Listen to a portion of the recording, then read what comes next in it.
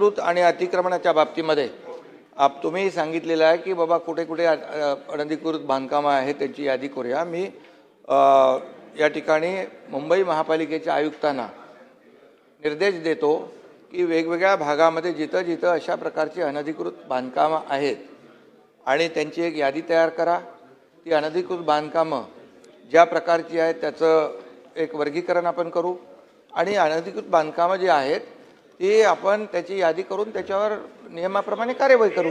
अरे एएमसी असू दे, जो एएमसी काम करत नसेल त्याची चौकशी करू। एएमसी जर चुकीच्या पद्धतीने कोणाला प्रोटेक्ट करत असेल तर त्याची चौकशी करू आणि त्याची कारवाई करू।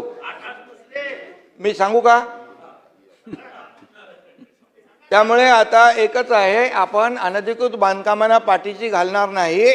यासाठी जितेंद्र आव्हाडजी आपण क्लस्टर जी का भूमिका घेतली याचं कारणच ते की आतापर्यंत झालं आता त्याला अनधिकृत बांधकामाला फुल स्टॉप लागला पाहिजे।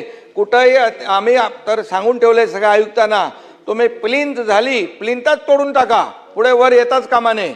त्यामुळे बिलकुल अनधिकृत बांधकामांना पाठीशी सरकार घालणार नाही आणि जे कोणी अधिकारी या बाबतीमध्ये पाठीशी घालत असतील तर त्यांची चौकशी करून कारवाई केली जाईल।